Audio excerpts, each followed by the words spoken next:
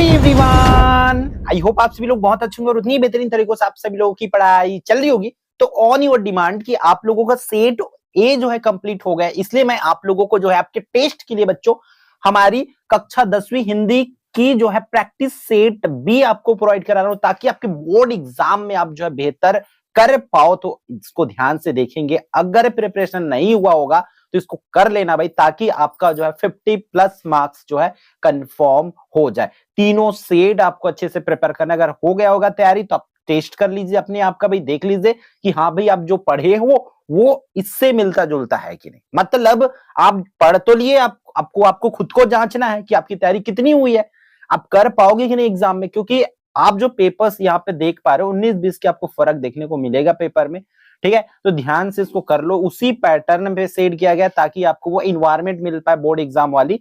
देखो खंड अ जो है सही विकल्प चुनकर लिखिए बोला गया है। खंड अ सही विकल्प चुनकर लिखिए वाला, चने की पेड़ की ऊंचाई कितनी होती है ना। 1 बित्ते के बराबर, 2 बित्ते के बराबर, 3 बित्ते के बराबर, आधे बित्ते के बराबर, उसको टिक आउट करना है। फिर नेक्स्ट वन है, ठिठुरता हुआ गणतंत्र किसकी कृति है। रामधारी सिंह दिनकर, केदारनाथ अग्रवाल, हरिशंकर परसाई, सुभद्रा कुमारी चौहान। तीसरा क्वेश्चन है, राजकुमार अरूढ़ राजकुमार कहाँ का था, इसको आपको बताना है। तो कौशल, पाटलिपुत्र, मगध, तक्षशिला, वो पाटलिपुत्र है, ठीक है। फिर फोर्थ वन है, सुरुज बाई खांडे किस विधा की गायिका है। भरथरी, पंडवानी, दरदरिया, सुवा कर्मा, इसमें से टिक आउट करना है। पांचवा, मरिया प्रथा से अभिप्राय है मृत्यु भोज, मोक्ष मिलना, ठीक है, बलिदान देना, मेल मिलाप, ये बोला गया है। फिर अगला जो है आपका छठवां, कवित्री सुभद्रा कुमारी चौहान की रचना। उससे पहले एक चीज और, अगर आप हमारे चैनल एकलव्य आरपीएस को सब्सक्राइब नहीं किए होंगे तो कर लेंगे भाई, इससे हमें क्या होती है, मोटिवेशन मिलती है और आपको सही समय में संपूर्ण कंप्लीट 100% तैयारी आपको इसी चैनल से ऑल सब्जेक्ट का याद रखेंगे, है ना। और पूरी वीडियो अच्छे से बताया जा रहा है ताकि आपकी तैयारी बेस्ट लेवल पे हो जाए। छठवा, कवित्री सुभद्रा कुमारी चौहान की रचना कौन सा है भाई। कामायनी, तुलसीदास, मुकुल, वीणा, इसको करना है। तट तीर शब्द में कौन सा अलंकार है। अनुप्रास, उत्प्रेक्षा, उपमा, मानविक। 100% ब्लूप्रिंट फॉलो हुआ है, मतलब जो जो ब्लूप्रिंट बोला गया है उसी अकॉर्डिंग पेपर सेट हुआ है और आपका फाइनल एग्जाम भी डेफिनेटली इसी तरीके से आएगा। क्रंदन शब्द का अर्थ है क्रोध से भरा, गुस्से से भरा, हर्ष से भरा, दुख से भरा, उसको टेक आउट करना है। फिर संवाद 1700 से 1900 तक के समय को माना जाता है। वीरगाथा, भक्ति काल, रीति काल, आधुनिक काल। रामाश्रयी शाखा के कवि कौन, कवि नहीं है कौन, रामाश्रयी शाखा के कवि नहीं है पूछा जा रहा है। तुलसीदास, सूरदास, केशवदास, नाभदास, ठीक है, कौन नहीं है उसको आपको बताना है। फिर आपका रिक्त स्थान आएगा 5 नंबर के लिए, विस्तंतु का अर्थ खाली स्थान, इसको बताना है। मैं मजदूर हूँ पाठ खालिस्तान विधा से संबंधित है, इसको करना है। फिर महादेवी वर्मा आधुनिक युग की खालिस्तान कहलाती है। गृह प्रवेश कविता, कवि खालिस्तान, मतलब कविता के कवि खालिस्तान, इसको करना है। फिर सिल के बरवै छंद कविता खालिस्तान भाषा में लिखी गई है, उसको आपको बताना है। एक चीज याद रखेंगे, मैं बार बार बोल रहा हूँ आपको तीनों सेट सॉल्व करना है अच्छे से, ठीक है। हिंदी है, हिंदी पे उतनी कंफर्म होती नहीं क्योंकि कितनी वेरिएशन होती है, फिर भी अगर कुछ नहीं पढ़े तो ये जरूर कर लो भाई, ठीक है। अगर पढ़ाई करना है आपको, निचोड़ है आपके पास, नंबर वाइज क्वेश्चंस डली हुई, वो सब चीज दे सकते हो। चलो उतना कुछ नहीं, आपके पास अगर मॉडल पेपर है, प्रबोध नवोद, जो कुछ भी उठा के चुपचाप पूरा पढ़ लो, डेफिनेटली अच्छा कर लोगे, ठीक है। फिर श्रुति समानार्थक शब्द किसे कहते हैं, उसको बताना है। कविता में किस प्रकार की सृष्टि रचने की मृदुल कल्पना की गई है।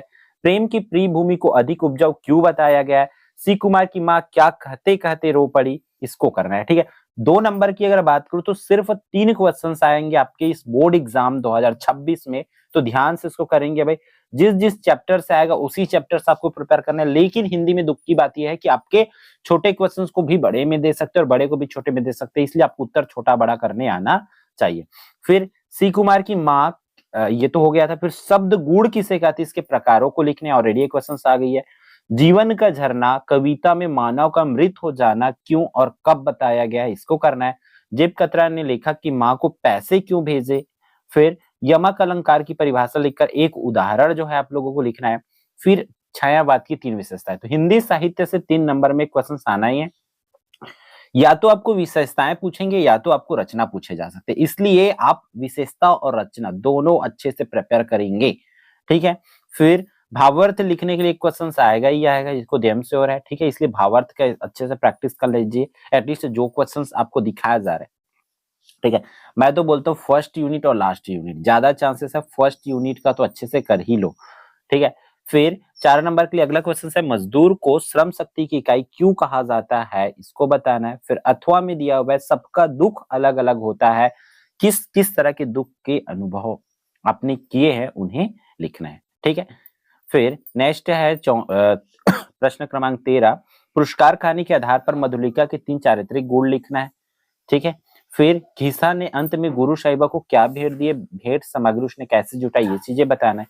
फिर सुआ गीत नृत्य के समय टोकरी में भरे धान के ऊपर सुआ रखने का क्या अर्थ है, इसको करना है। इसके अथवा में दिया हुआ है, भाव प्रणय नृत्य कौन सा है, स्पष्ट करना है, ठीक है। ये सभी क्वेश्चन मोस्ट इंपॉर्टेंट है, जिसके आने के चांसेस बहुत ज्यादा है, ठीक है। लेखक बनने के लिए शरद बाबू के क्या क्या सुझाव थे, उसको करना है आप लोगों को। फिर इसके अथवा में दिया हुआ है, साहित्य को टके कमाने का साधन कभी नहीं बनाना चाहिए, ये कहने के पीछे क्या विचार है, उसको आपको लिखना है। फिर 5 नंबर वाले क्वेश्चंस आप लोगों को इस तरीके से पूछे जाएंगे, जैसे कि आपकी स्क्रीन पर देख पा रहे हैं।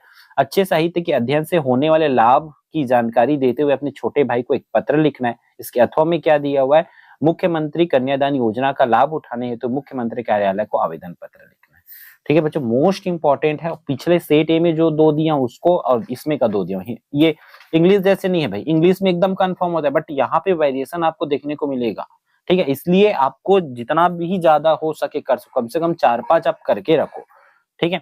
फिर आपका क्या आना है भाई, एक आना है निम्नलिखित अपठित गद्यांश को पढ़कर पूछे गए प्रश्नों को उत्तर देना, ये तो पूछे जाना तय है।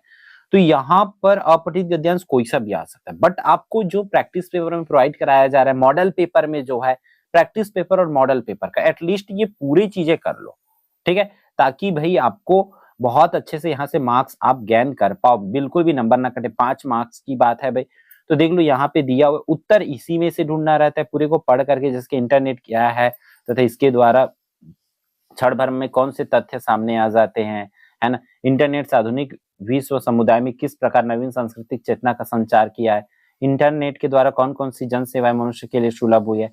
तो ऐसे ऐसे क्वेश्चंस आपको पूछे जाएंगे, तो ध्यान से इसको कर लेंगे। फिर आपका अगला जो क्वेश्चन आता है, लास्ट क्वेश्चन है भाई, कौन सा है भाई, 6 नंबर के लिए निम्नांकित विषयों में किसी एक विषय पर लगभग 250 से 300 शब्दों में निबंध लिखना है। अनुशासन और विद्यार्थी जीवन और अनुशासन इस तरीके से है।